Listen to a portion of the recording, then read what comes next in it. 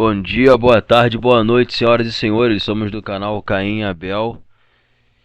E você está em um canal onde falamos sobre conspiração, falamos sobre hipocrisia de algumas religiões, falamos sobre verdades que você achava que eram verdades e talvez a gente também achava, mas depois a gente viu que não era e talvez você ache também depois que não seja, né? Vai saber.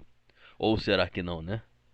Nunca se sabe. Será? Então, o assunto do momento agora é o 3i/Atlas. A gente fez um vídeo bem legal, tá? Eu sou o Lucas, do outro lado é o Cláudio.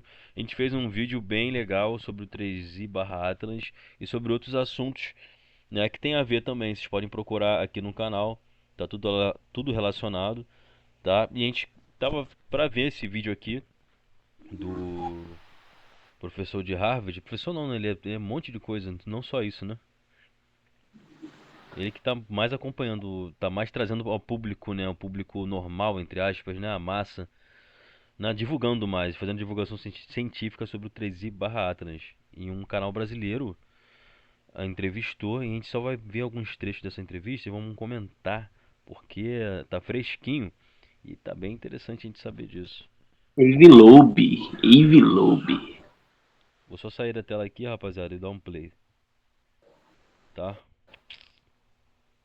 Depois eu vou ter que entrar de novo e dar um pause. Deixa eu ver. Do Departamento de Astronomia da Universidade de Harvard, de 2011 a 2020. Ele tem mais de 1.000 estudos científicos publicados. Ele é o autor do best-seller Extraterrestrial e outros. Ele lançou o Projeto Galileu, uma iniciativa científica internacional para procurar a possibilidade de inteligência não humana. Na verdade, eu não precisaria falar tanto sobre ele, porque todo mundo conhece ele. Nosso público é fascinado com seu trabalho com objetos interestelares. Professor Loeb, muito obrigado por se juntar a nós aqui. Obrigado por me receberem. Resultados muito interessantes hoje que eu posso falar sobre também. Sim, na verdade, minha primeira pergunta ela já estava pronta, mas eu tive que acrescentar algumas coisas por causa do último artigo que eu li no Medium, no seu website. E antes de tudo, em primeiro lugar, imagina que daqui uma semana ou um mês, a gente detecta uma cauda enorme e os gases e tudo que é esperado de um cometa. Ainda assim, uma civilização alienígena não poderia interceptar um cometa ou um asteroide ou qualquer outro objeto natural e usá-lo como uma sonda, e ele tem a sua própria fonte de luz? Bem, tudo é possível, mas eu sou mais direto ainda do que isso. Acredito que deveríamos estudar cada objeto interestelar que entra no nosso sistema solar e descobrir se é natural ou artificial. E, na verdade, eu tenho uma escala entre 0 e 10, onde o objeto definitivamente mostra uma cauda cometária, parece um cometa natural, seria 0, e 10, onde ele exibe algumas manobras, talvez emita alguma luz artificial, ou talvez transmita uma mensagem na qual será tecnológico, então, claro. A categorização de um objeto específico, dando-lhe uma classificação entre 0 e 10, dependerá dos dados que coletamos. E deveríamos examinar cada objeto, por exemplo, do telescópio Hubble no Chile, a cada poucos meses, objetos que temos do espaço interestelar.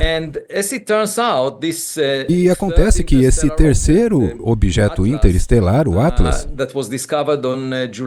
que foi descoberto em 1º de julho de 2025, mostra uma imagem muito incomum nos dados do telescópio Hubble, Olha aí.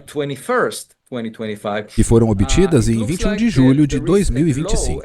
Parece que há um brilho na frente do objeto e nenhuma cauda cometária atrás dele, como normalmente nós vemos nos cometas. Então a questão é, por que não há uma cauda? O argumento é que o brilho à sua frente talvez seja o resultado de partículas de poeira que são emitidas pelo objeto, e para que elas se iluminem em vermelho, já que ele aparenta ser vermelho, Essas partículas precisam ter um tamanho comparável ao comprimento de onda da luz solar, que está sendo espalhada por elas. Significa cerca de meio micron, e com esse tamanho, eles seriam empurrados de forma muito eficiente pela pressão da radiação solar. E dentro de um dia, eu calculo, eles deveriam seguir o objeto e uma separação de alguns segundos de arco, medida pelo telescópio Hubble, deveria aparecer, mas não vemos nenhum rastro de poeira atrás do objeto. Então a questão é, o que está acontecendo? E essa manhã eu estudei com mais detalhes o perfil de brilho à frente desse objeto e parece que ela é muito íngreme, mais íngreme do que você esperaria. Algo diferente de um fluxo de partículas de poeira. Esse tipo de perfil declina inversamente com a distância ao quadrado em relação ao objeto. Mas o que vemos corresponde ao declínio da distância à quarta potência. E isso pode implicar que esse objeto está, na verdade, emitindo sua própria luz. Porque então o fluxo dele diminuiria inversamente com a distância do quadrado. Portanto, no total, você obtém o declínio do fluxo de poeira, somando uma dependência de distância elevada a -4, o que é muito íngreme. E isso significa que esse objeto gera sua própria luz, o que seria muito estranho. Além disso, não vemos nenhuma evidência de gás ao redor desse objeto, da mesma forma que vemos ao redor de cometas. Nenhuma evidência de moléculas baseadas em carbono. E isso também é intrigante, porque normalmente, se você tem gelo e evapora da superfície de um cometa, ele eventualmente se desintegra em moléculas ou átomos. E deveríamos ser capazes de ver daqui.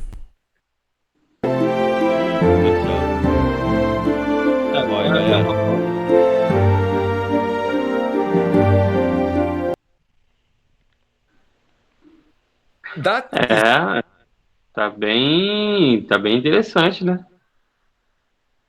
Tá bem interessante porque ele tá dizendo com todas as palavras que a energia não é a energia que a luz que o suposto cometa está produzindo não é uma luz, é uma luz produzida por ele mesmo, né? Como se fosse uma energia produzida por ele. Cara, tomara que ninguém arquive isso, cara. Deixe, porra, dá uma cagada bonita. Porque, caraca, velho, é o acontecimento do século. Meu amigo, caraca. E não é qualquer pessoa que tá falando no vídeo não, tá, galera? Ele tá fazendo a divulgação científica, tá? Não é coisa de chapéu de alumínio, de doidão, não. Ele tá fazendo a divulgação científica. É um cara... É só vocês lá pesquisar o nome dele. O cara, ele foi presidente de astrofísica, astronomia de Harvard, de 2011 a 2020, pô. Não é chapéu alumínio, não. É qualquer pessoa, não. Vou dar mais um playzinho aqui. A gente vai comentar mais um pouco. Tá bom pra caramba. Pô, tá bom pra caramba, hein, pessoal. Vocês estão vendo aqui em primeira mão aqui no canal. Se quiserem ver o vídeo na íntegra, tem um canal aí do Galeria Meteorito. Galeria do Meteorito.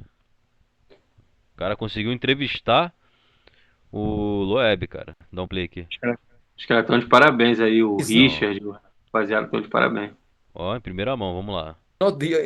Mas esse nem é o fato mais intrigante sobre o novo objeto Atlas. Na verdade, se o brilho do objeto estivesse associado a um reflexo da luz solar na superfície de um objeto sólido, então seria necessário que ele tivesse o diâmetro de cerca de 20 km, o que é maior do que a enorme ilha de Manhattan, enorme. E os objetos interestelares anteriores tinham uma escala de centenas de metros. Então, normalmente, há 100 mil objetos com 100 metros de tamanho, em comparação a um objeto com 20 quilômetros de tamanho. Não tínhamos visto isso de objetos como o anterior Oumuamua, e isso antes de vermos esse. Então algo não está funcionando aqui. E também não há material rochoso suficiente no espaço interestelar para produzir uma rocha com 20 quilômetros de diâmetro por década. Na melhor das hipóteses, você pode esperar encontrar uma rocha gigante dessas uma vez a cada 100 mil anos. Então, para mim, isso indica que ou não entendemos exatamente essa fonte e ela não é o reflexo da luz solar, ou talvez ele gere sua própria luz, ou talvez, na verdade, ela tenha como alvo o sistema solar interno. Não tem nada a ver com o reservatório de material rochoso do espaço interestelar. Na verdade, ele parece estar mirando o sistema solar interno. Quando você vê esse objeto se aproximando, vê que a trajetória parece muito bem ajustada. Ele está no plano dos planetas ao redor do Sol, entre 5 graus, e a chance disso acontecer aleatoriamente é de aproximadamente 1 em 500. E além disso, porque ele está no plano dos planetas, ele na verdade passa muito perto de 3 planetas, e isso parece ter a ver com o momento de sua chegada. Então o tempo parece também muito bem ajustado. Ele passa perto de Marte, Vênus e Júpiter, e a possibilidade combinada de ele passar tão perto desses planetas é de 1 em 20 mil. Se você selecionar um momento de chegada aleatório, com essa trajetória original, em outras palavras, dizemos que vamos aceitar que a trajetória que ele está alinhada com o planeta. E então mudamos apenas o tempo de chegada.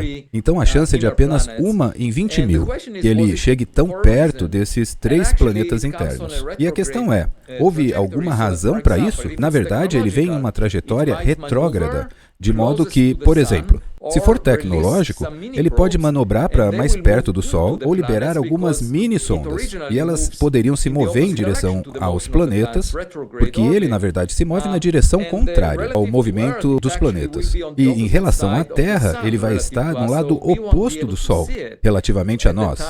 Então, não vamos conseguir vê-lo no momento em que ele for mais benéfico para a visualização, mais provável sua visualização. Ou seja, é uma posição que beneficia uma manobra de uma nave espacial. Nós usamos o periélio para chegar perto do Sol no passado, em outras missões espaciais, para obtermos um impulso em nossas naves. Mas, em princípio, um objeto tecnológico poderia usar isso para quebrar o seu movimento e fazer um movimento oposto. Poderia usar a assistência gravitacional do Sol para, na verdade, desacelerar e vir até nós. Então é realmente muito intrigante, e ele também veio de uma direção incomum do céu, que é densamente povoada de estrelas, que é o centro da Via Láctea. Se você quisesse se esconder, essa seria a melhor direção para vir, porque seria muito difícil notá-lo entre todas as estrelas que vemos até julho de 2025. E nesse ponto não há como lançarmos um foguete da Terra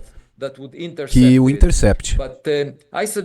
Mas eu sugeri que talvez pudéssemos enviar uma mensagem para ele e ver se ele responde. Sim, isso seria fantástico. Seria realmente ótimo. Imagina a possibilidade de enviarmos uma mensagem Agora e tivermos uma resposta. Então seria algo realmente incrível. E a minha segunda pergunta é sobre algo que você propôs e que, na verdade, uma chance única na vida. Imagina que tivesse... Bate uma cagada fazer isso também, né, cara? Porque se tu parar pra pensar, não, é uma coisa que realmente... É uma coisa que realmente é interessante, mas o que ele tá falando? Ele falou ali uma... Que, pô, é de 0 a 500. Tipo, ele tá dizendo que o trajeto do 3-1 Atlas, 3E Atlas, é muito pensável. Ele passa perto da maioria dos planetas que podem ser habitáveis, são os planetas perto do Sol, que é Marte, Júpiter e tal. Passa perto, e como ele disse, passa tão perto que ele pode deixar até sondas para analisar esses planetas. E se a gente falar uma nave exploradora, uma nave de exploração de outra raça inteligente, ou se a gente tivesse essa tecnologia, a gente faria o mesmo. A gente passaria ali uma nave, perto, uma trajetória certa ali na área habitável, perto da estrela dominante, e deixaria ali as sondas, né? Só que o problema está aí agora, pessoal.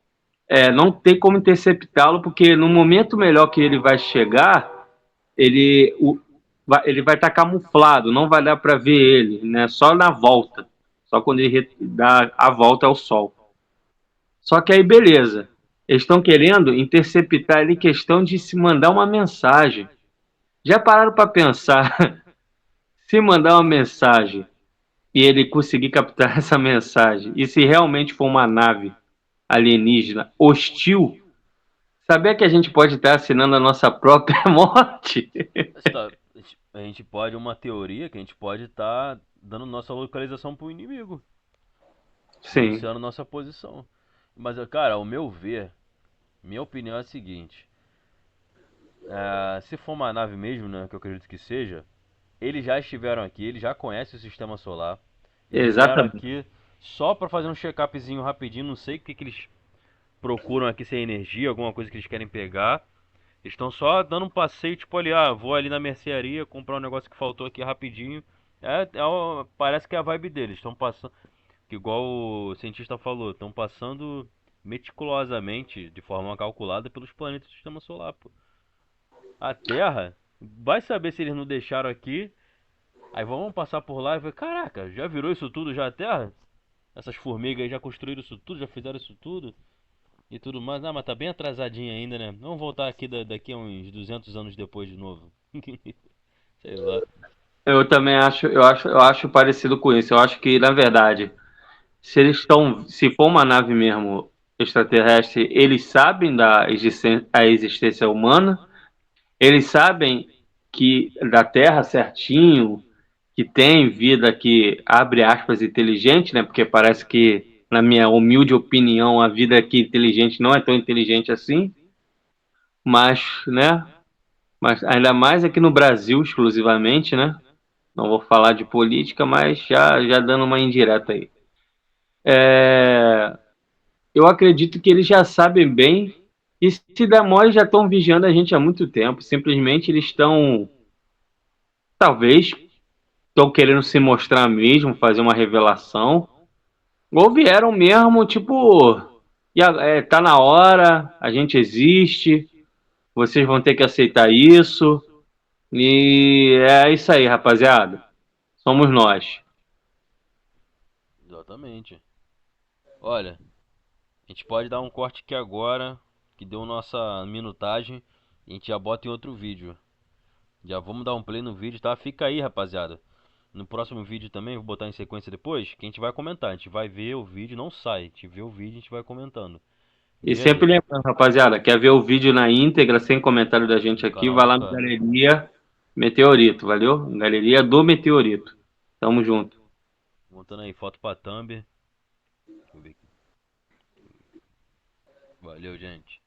Beijo no coração, até mais.